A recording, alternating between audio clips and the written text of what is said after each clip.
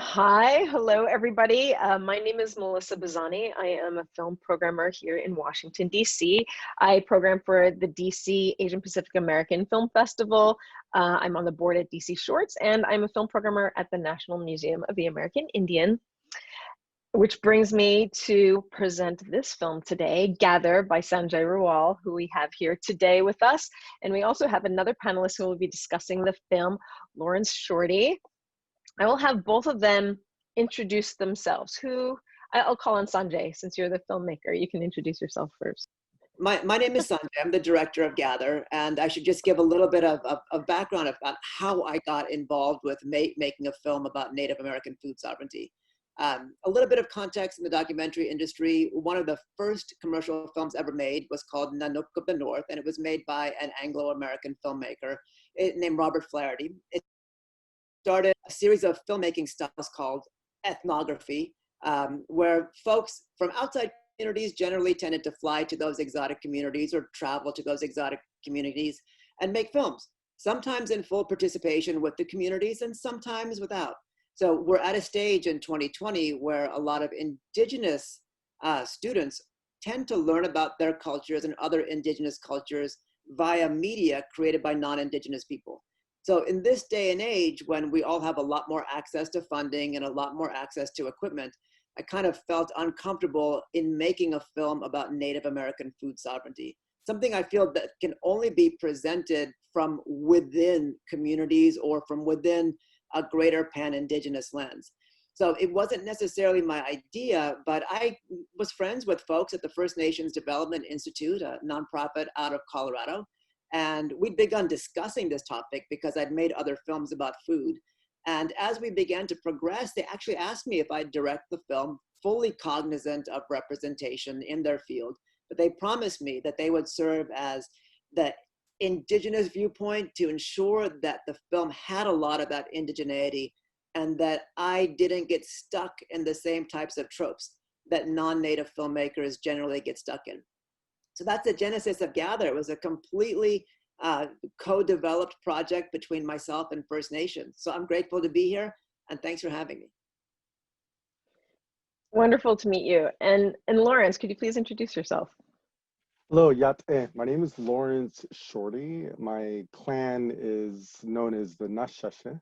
My father is a Mississippi Choctaw, and then my Che is a Tachi. And those two groups of Navajo words I gave, one refers to Tewa people, the Nashashe or Anashashe, and then the Nanis Izatachini refers to the Zuni people, and they are members of the first people that largely engaged in agriculture in the Southwest. And as I mentioned, the rest of my side is Mississippi Choctaw. My background is in public health, although currently I work for the Department of Agriculture, working with tribal colleges that have land grant status. And with them having land grant status, they explore their community's needs. The schools largely focus on enhancing the tribes that chartered them. They're all tribally chartered schools, but it largely focused on enhancing those schools' ability to support those tribes' sovereignty. And many of the schools focus on public health issues as part of the research. Many schools focus on environmental justice and environmental science and climate change. And similarly, others focus more in the agricultural area, looking at how they can enhance the production opportunities for tribal members. And so I'm very interested in that arena, but previous to that, my background was in tobacco history. I helped set up a tobacco seed bank at the University of New Mexico. And because of my family's connections to ag in different ways, I've always been and had a fascination with food. That's wonderful. And so today I want to thank you both for being here. I'm in Washington, D.C., and this is presenting for the D.C. Environmental Film Festival. So I just want to say thank you for joining us. We're on traditional territory of Piscataway people. And I wanted to bring up just our local community a little bit because of one, the National Museum of the American Indian being here, and how part of what's at that museum we've tried to educate people on it are the different native foods that have just permeated food culture across the globe. How many foodstuffs that come from native North America and South America are not recognized as being native foods or developed foods by native people, or that their agricultural technologies are oftentimes not even acknowledged. Where even I remember once reading about Piscataways in Wikipedia, because I can't remember why I was looking there, but literally they say that although the women were highly skilled agriculturalists, they only grew corns, beans, and squash, or that was all that was referenced.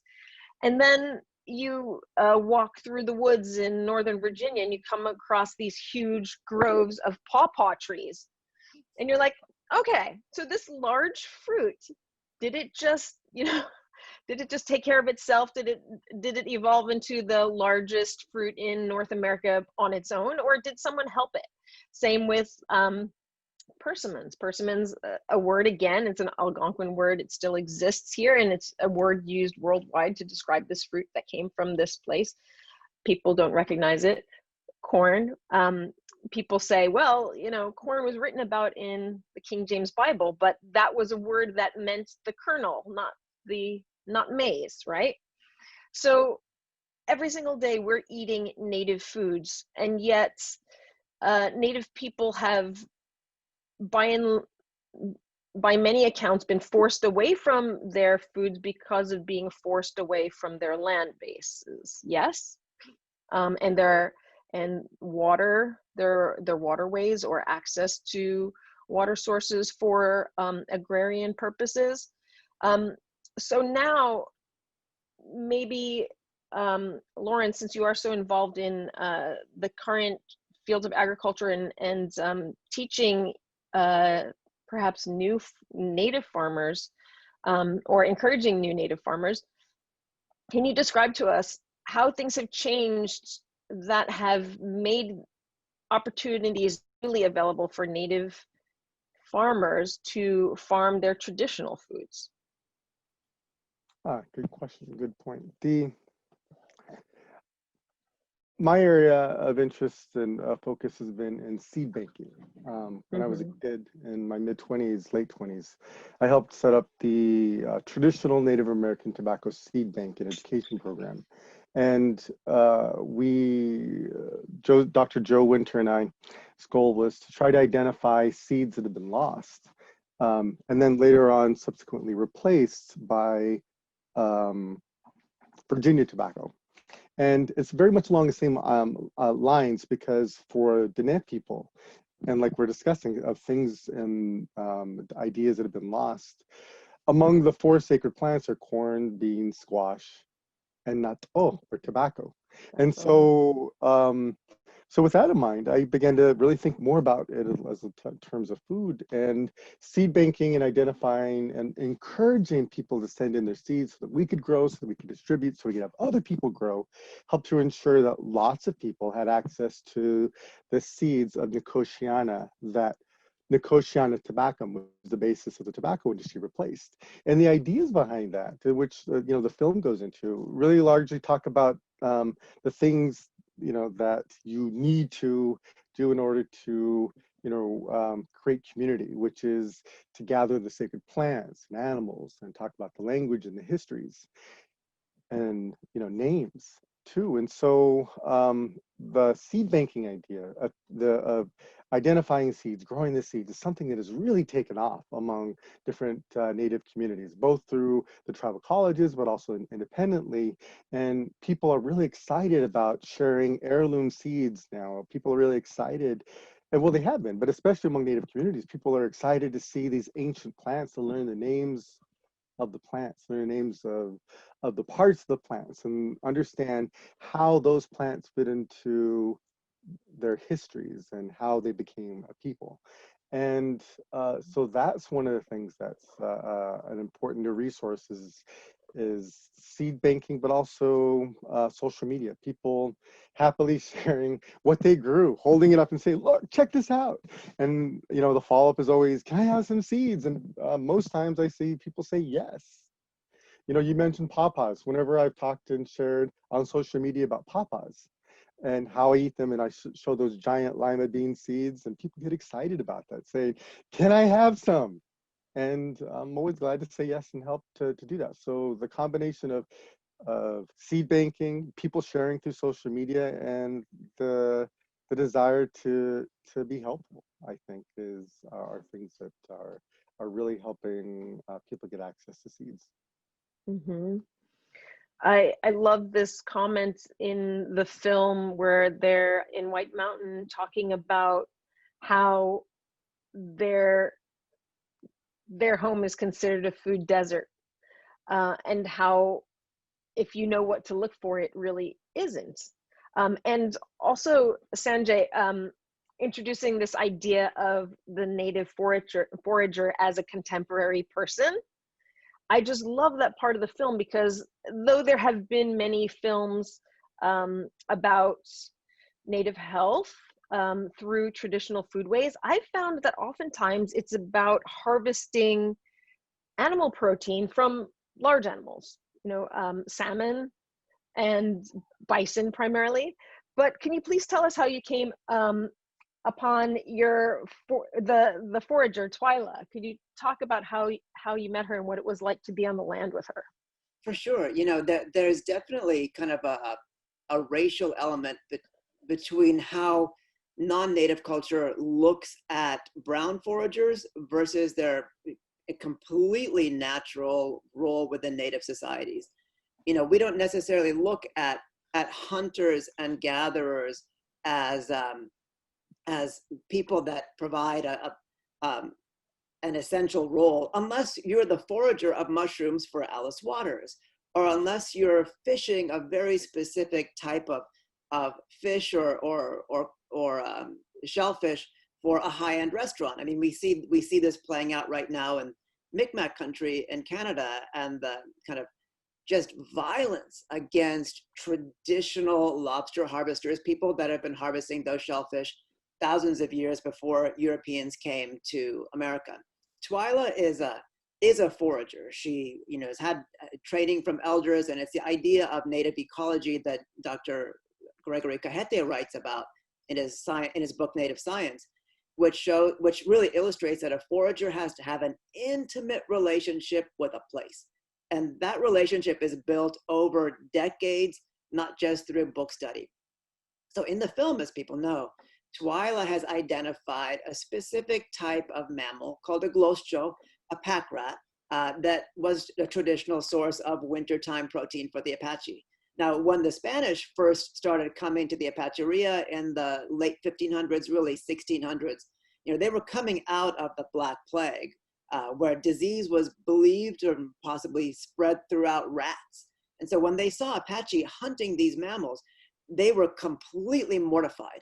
And they cast such aspersions on this creature, you know, really denigrating Apache's civility based on this food source, that it gradually began moving out of the culture. And of course, with the boarding school experience and getting your food notions through Western science and Western diet, a lot of these traditional food sources disappeared. And so Twyla is reintroducing a lot of things that are so tied in with Apache identity, but at the same time, they couldn't be further away from the idea of Western cuisine. At the same time, the question I think that we all need to ask is that, and I love her, but if Alice Waters started serving gloscho, all of a sudden it would be culturally acceptable. But right now, for all of us that have a Western palate, when we watch that scene in the film, I don't think there's a single person, including Chef Nephi Craig in the film, who wasn't just like, oh my God, like, what am I eating? Whereas except for the last 200 years, that was one of the most normal and natural things for the Apache to eat. So you've got a set of cultural sensitivities that she's trying to address. She's trying to also address the colonization of the palate, the colonization of the mindset, and use this particular mammal as a way to reintroduce people to the land and reintroduce people to their identity. So to finally answer your question, she actually has been working on something called the Western Apache Diet Project, where she and a colleague have gone to elders that are now 80, 90 years old and asked them if they could remember the names of Apache ingredients that were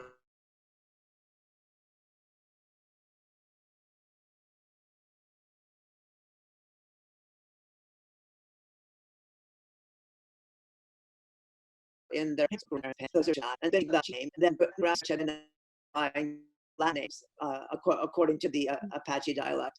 And so they put together a dictionary of food terms. They put together, a Western guidebook of what these foods look like. They don't have the recipes. The recipes are lost to time.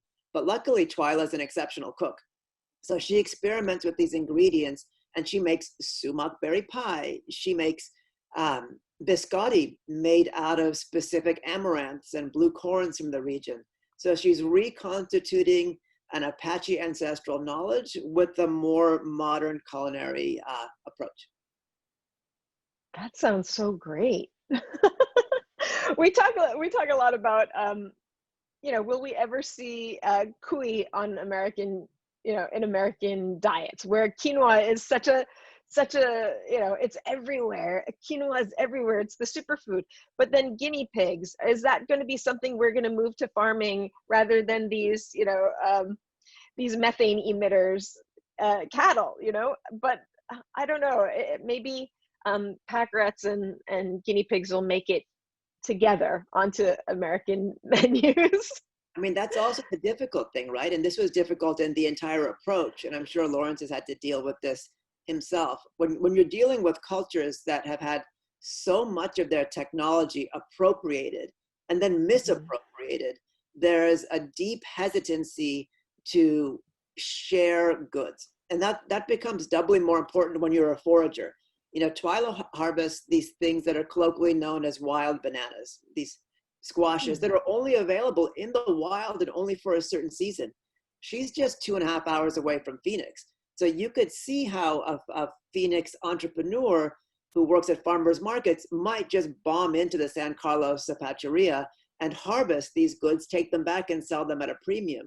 So when there's food scarcity and there's a market that's always looking to add a higher value for calories than you might be able to get economically in your own territory, there's a necessity to put up literally like walls. Even with these pack rats, it's like they're only really harvestable 2 months a year. And she doesn't really want to share the techniques with Western chefs because she doesn't want to create a market outside the reservation when she's so desperate to create a market within her territory.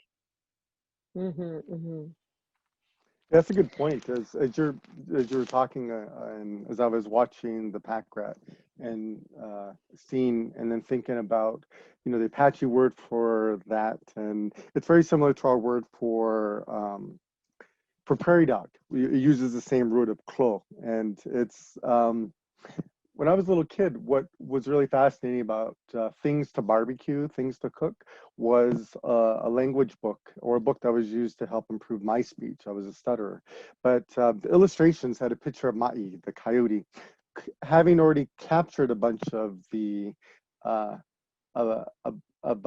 prairie dogs, and had already built a fire and had the prairie dogs with underneath the ground with just a little tail sticking up. And I remember being so fascinated by that, wanting to try it as a little boy, and then talking with elders, older people, about whether or not they've ever tried it. And they said, yeah, but the meat's not that good. It's like, sure, we did that, but it's you wouldn't like the flavor of the meat. And I remember, and so for years I was very turned off by that because I was curious, but I'm hoping that some types of illustrations in that kind of, it was a playful illustration, despite Ma'i cooking up some prairie dogs, but it was fascinating. I'm wondering if some things like that can help to fuel a resurgence of an interest, especially with modern chef techniques.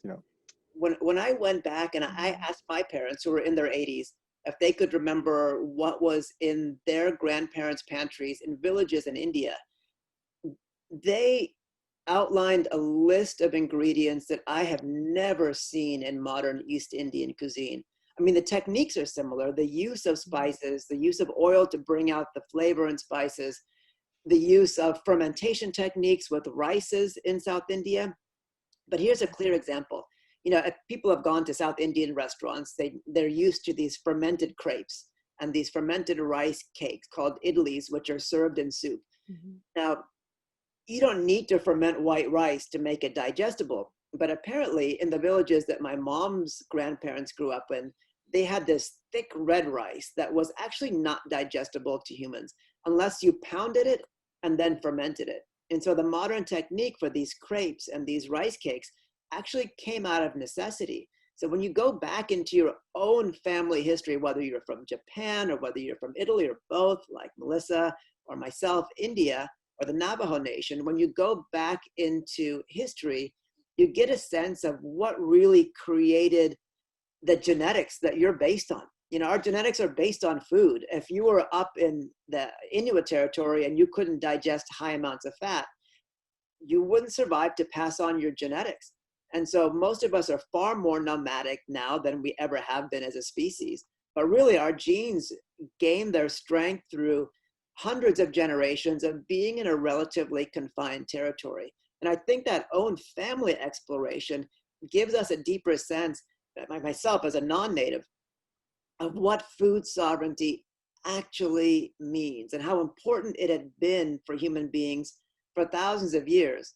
And now when we're all eating this supermarket diet that's really not specific to any particular culture, there are some major questions to ask, especially when it comes to the environment, and then when it comes to diet, and then when it comes to our own genetics. Yeah, you hear now in so many of the different conversations about nutrition and people weaning themselves off of sugar, how if they've stopped eating sugar, processed sugar, for a certain number of weeks, when they go back to it, they can barely stand it because it's just their taste buds have been re-educated and they don't need it anymore. And you wonder, you know, could this process exist for all human beings to go back to a more environmentally holistic diet? And it's funny because in this conversation, I am thinking quite a lot about the fires and how much the fires in California in particular have really devastated lands, but how necessary the low intensity burns were for Native people, for seeds to open, for medicines to present themselves, to grow and be harvested, and other things. And I'm wondering if this crazy time of climate change and environmental upheaval, both with COVID and so many of us sticking close to home now and really trying to keep our food sourcing much more local, and also these fires presenting us with a very visible notion that the land needs to be taken care of by human beings in a certain way that is beneficial to all of us in the short term and the long term. I'm wondering if these things are going to affect more cultural attention to not just people growing tomatoes in their on their front balcony, but really people turning to more traditional foodways within their own communities. I saw there was an article in the New York Times a couple months ago that made it sound like, and maybe Lawrence, you can talk to this, but it made it sound like that Native communities were turning to traditional foodways and agrarian practices because of COVID. But maybe Sanjay too, you could speak to this, like when did this production start and when did this come on your radar that people were really honing in on traditional foodways? Well, I think that the articles, you know, kind of have been piggybacking on, you know, trying to link up COVID with, you know, resurgence in people trying to do it themselves. And, you know, it's true, it has occurred in part, but I recall 1998 learning about the Native American uh, traditional Native American Farmers Association in northern New Mexico, and learning about the things that they were doing with seed saving. I remember learning about a seed saving and organization that was both in Tucson and Albuquerque, and meeting the staff there that also worked at the University of New Mexico and sharing seeds and getting seeds from them. And I think that the desire to kind of reconnect is been more than 20 years in the making for, you know, some people. And they've built some pretty good networks, but I think that especially with the ability to share information via the media, via social media, and, you know, to say, hey, look what I can grow. I think that it has existed prior to COVID, but I think COVID now makes the story especially resonant, because so many people are experiencing little access or less access to important things things that they think are important. But unfortunately, those things include, you know, toilet paper and and white bread. But uh, that being said, you know, I think the desire to be able to do it yourself and having a land base to do it is very important to many Native people, because having access to the land, you know, land is what makes them, and it is who they are. Many people will say that it's especially important now. But so that was a long way of saying that I think it existed prior, but, you know, the COVID issue really makes it resonate for so many people, and with Native people having the highest, in most instances, rates of COVID and also COVID related deaths. I think that that's what also shows that with even fewer people, that the spirit of Native people to persevere is still very much in existence. And, you know, and I think that that's um, that's what's also being described. I mean, there's also, right, an issue with the fact that our food system is supply chain based. And if you're far away from those roads and highways and train routes, food is more expensive. Now, it doesn't matter if you're like a richer community like Aspen or Telluride, but, you know, people should know that Native American communities have always been pushed away from urban centers. In the East Coast, many were relocated to the Midwest, to areas that had inferior farmland than to where white settler farmers were. At the same time, ironically, some of that poor farmland ended up being very rich in other sorts of resources. But that said, it's like Native communities were pushed away from railroad lines, and that's, you know, what the highway system overlaps that. And now they end up in areas that are so far away from the supply of cheap, high quality food that what they get is low quality food for a very high price. At the same time, I mean, Lawrence is an expert in this, but the relationship with the commodity food system, et cetera, has created a high cost to get food that last mile. And in COVID, when supply chains were shut down because of lack of truckers, capitalism generally tends to take food to where there's a higher, more robust market. So Indian country literally wasn't getting supplies of food, wasn't getting supplies of water. And you end up in this scenario where, you know, Indian country is no stranger to pandemics, but you're literally left out of a system that's always tried to push you away. And that was exacerbated tremendously in the beginning of the pandemic, if not now as well. I'm really struck by how this conversation is moving away from, well, in the film world anyway, how a couple of years ago we were talking quite a lot about corn and genetically modified corns, and talking about loss of certain fish like the ulican, and how people could replace these high fat diets, which contained much cleaner fats or more beneficial fats than the food that is available to people today in supermarkets.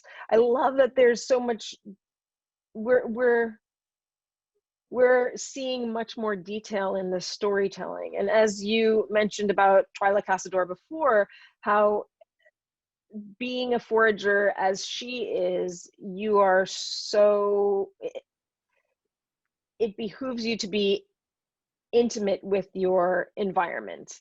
And I wonder, both of you, like, what would you say to urban dwellers like myself and like both of you, in fact, yes, you both live in cities.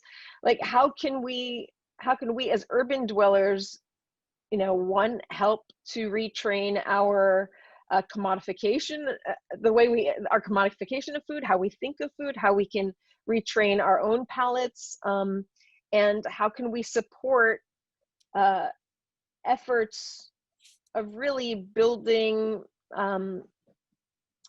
food sourcing systems that are much healthier, not just for us, but for our environment. Any suggestions? I have a pen and paper right here.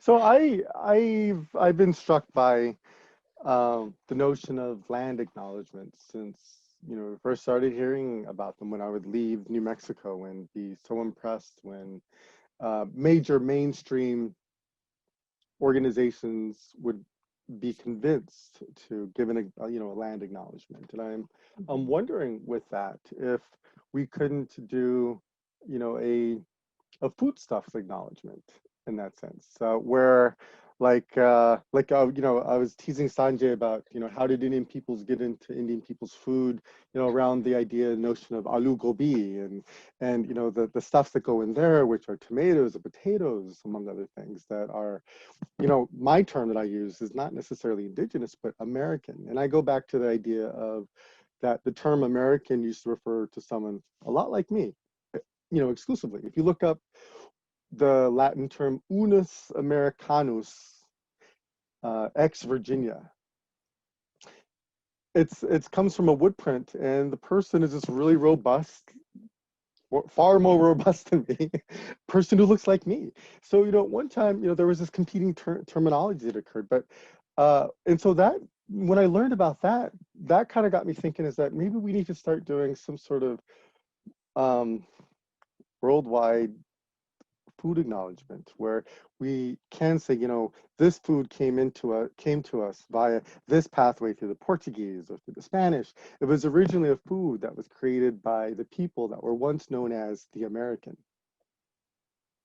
And so that could begin to open up, you know, some of the dialogue about how the foodstuffs got there, how it began to be incorporated into people's diets. And it's a challenging thought, because even when I talk with my in-laws on my mother-in-law's side, she's Korean, and she couldn't even imagine initially when I posed the question to her about what her people's foods would have been like without gochu, which is the chili.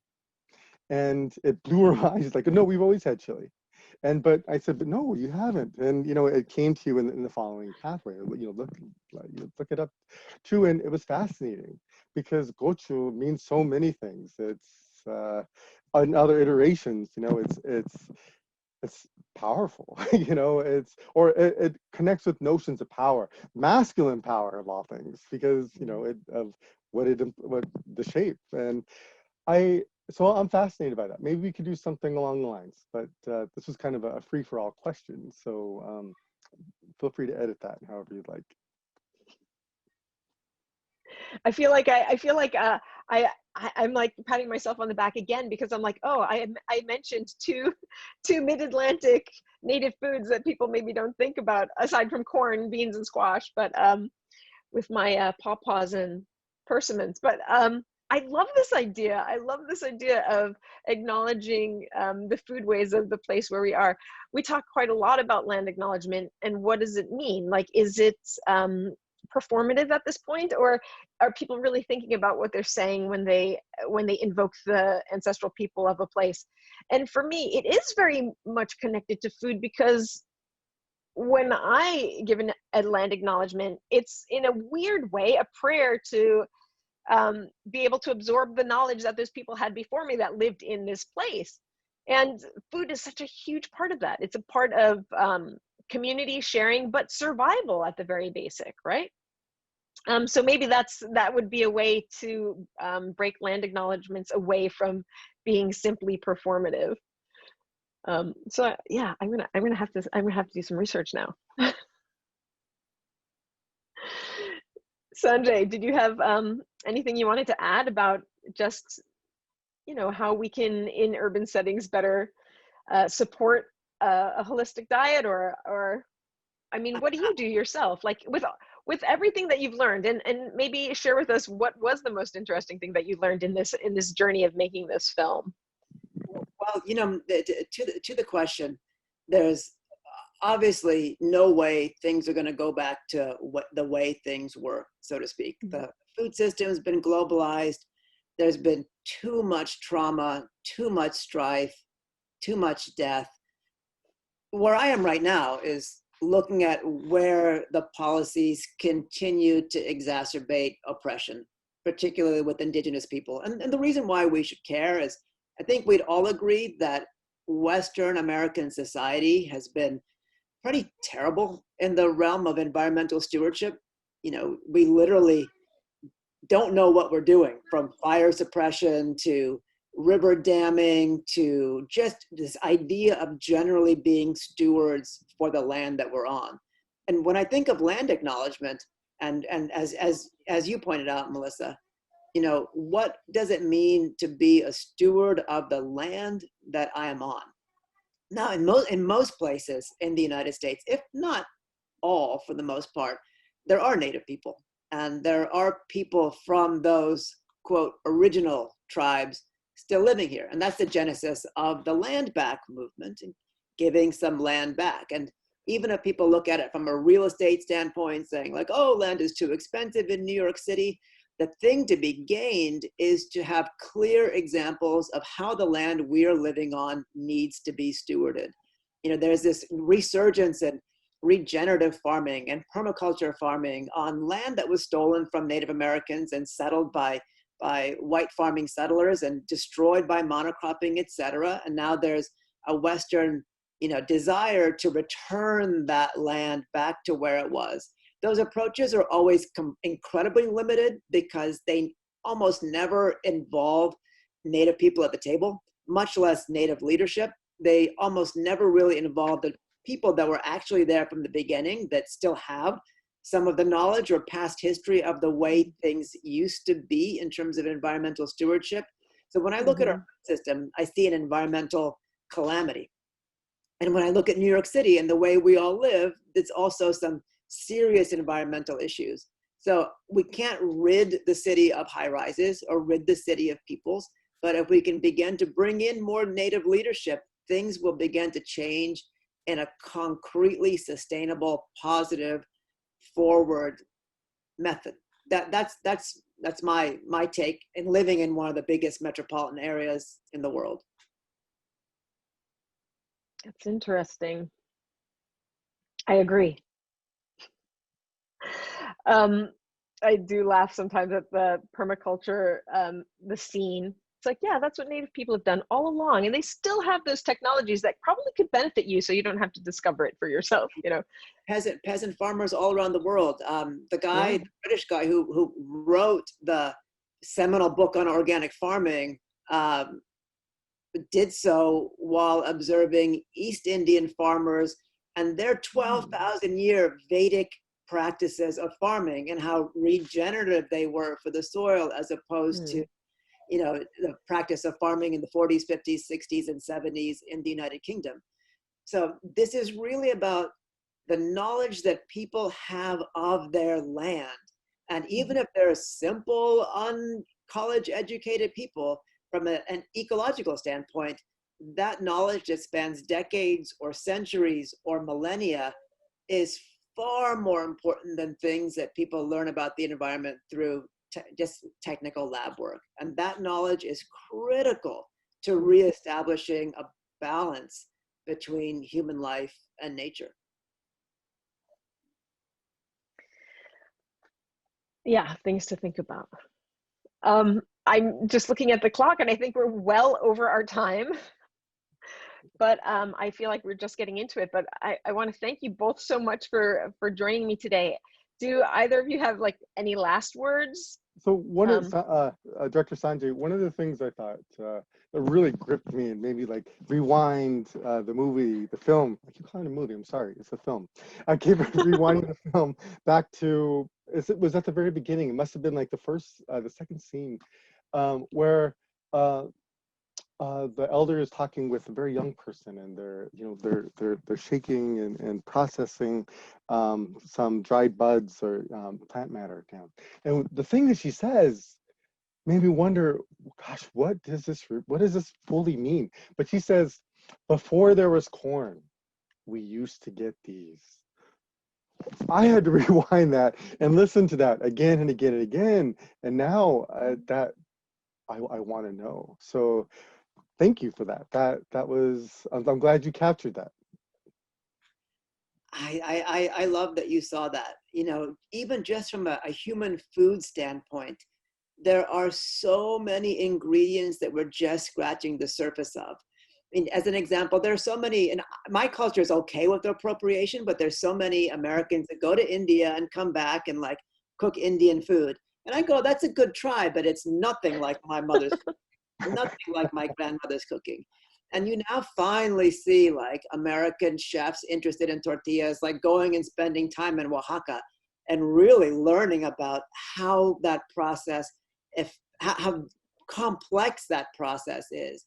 And so from a culinary standpoint, I look at these elders like Twyla, who know probably 500 recipes for amaranth, and look at the one or two that you find in restaurants or in commercial cooking and go like, why aren't chefs hiring Twyla to teach them about these ingredients that they just learned about at culinary school? yeah, that is so beautiful. And I too love that example at the beginning of the film, because I'm thinking this is centuries of information that has been passed down unbroken through families just talking to each other, communities talking to each other. Wow. And we, through this film, all of us are privy to this little kernel of information. So it really is a magical film, and I was so happy to see it, and I hope that people watch it and share it, and I hope people in community get to see it as well. So thank you both. I think we're wrapping up. Thank you both for this great conversation. I hope we get to talk again sometime. Me too. Thank you so much for your time, Lawrence, and thank you so much, Melissa, and to the DC Environmental Film Festival. Thank you. Thank you too for inviting me, and I'm very glad to have been able to share this platform with you all. Thank you.